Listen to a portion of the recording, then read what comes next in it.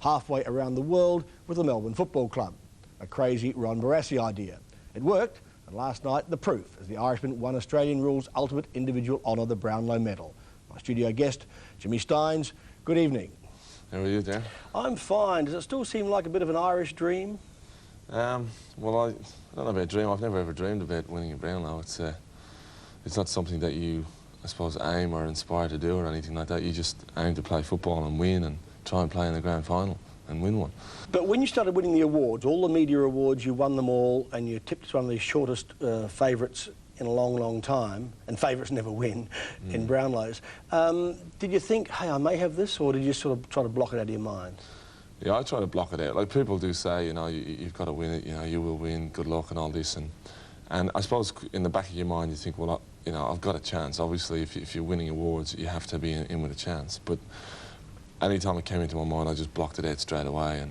And because otherwise you just get, I'm sure you'd end up getting nervous and a bit scared about the whole thing. So I just tried to keep forgetting about it as much as I could. What does it actually mean to you, apart from the honour of it? Does it mean money? Does it mean contracts? Does it mean bigger salaries?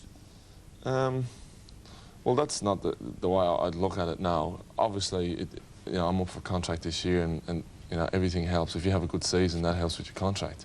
If you win the best and fairest, that helps when you go in to negotiate. And a Brownlow, well, if that doesn't help, you know, what does? What does, right? But you know, that's not why you play football. You know, just to make a lot of money and all that sort of thing. I try and use football to help me with you know, to secure myself beyond, you know, when you're playing, to help you with, you know, when you set up for family and that sort of thing, and with your work. And hopefully the football helps promote your business and that type of thing. Why would a young guy from Dublin come halfway around the world to play a sport he'd never seen, never heard of? Why would you do it? Well, I suppose I've come from a large family to 6 kids, and I'm the oldest. And at the time, I just started college, and the club offered me an opportunity to see most of the world, and they were going to pay for my college fees, which cost a lot of money in Ireland, and if I had gone to college, it might have deprived some of my younger brothers and sisters, because we couldn't afford it. And then also, the club said that they were going to improve my my ability to compete, to run, build up my strength, all these sorts of things, and said, in 2 years' time or 3 years' time, we'll send you back and you'll be a better player. I thought, oh yeah, well that sounds pretty good to me. I never thought I'd last, sort of, like it was a 2-year contract. I thought, well that'll be it and I'll come home. After running across the mark on Buckenara, losing the preliminary final, the joke was how to lose a final, play an Irishman. And I'm Irish, so I can say this. I've heard that one before. How do you guarantee it, play 2?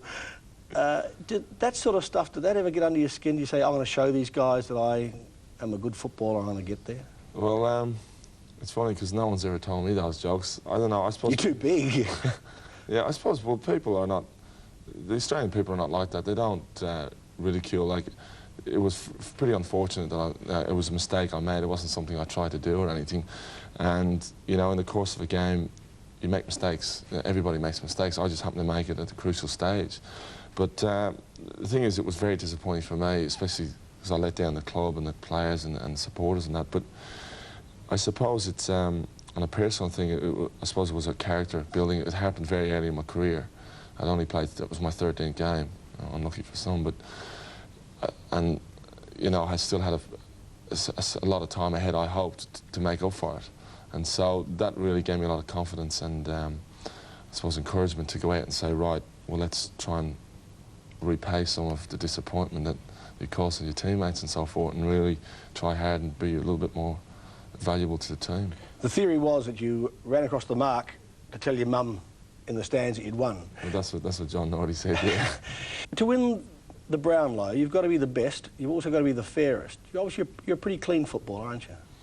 Well, I try and just play the ball and just get do as much as I can. And I suppose, you know, you try and get the ball as often as you can and try to be of help to your team as much as you can. And I've never had the need to be, as I say, unfair. A knuckleman. Yeah, I've never had that. People haven't had that sort of approach to me, and I haven't had to retaliate maybe in that area. So I suppose I've been fortunate. But, you know, I've never been that sort of a player. And, you know, I need to be more aggressive, I know that. It's been something that I need to work on, but it's just, I suppose, my makeup. Who's going to win on Saturday? Well, I don't know who's going to win. I'd like to see the Hawks win. You know, I've been living in Victoria now. I'm played for Victoria, so you know, I think there's a little bit of rivalry here between Western Australia and Victoria, and I'd just like to see Hawthorn win. But then again, I'd like to see a good game, a close game. It's good for football, and for both sides who are in there, I wish them all the best. It's a great thrill to be out there. And thanks, Jimmy. Thanks very much, Darren. Jimmy Stynes, Brownlow medalist.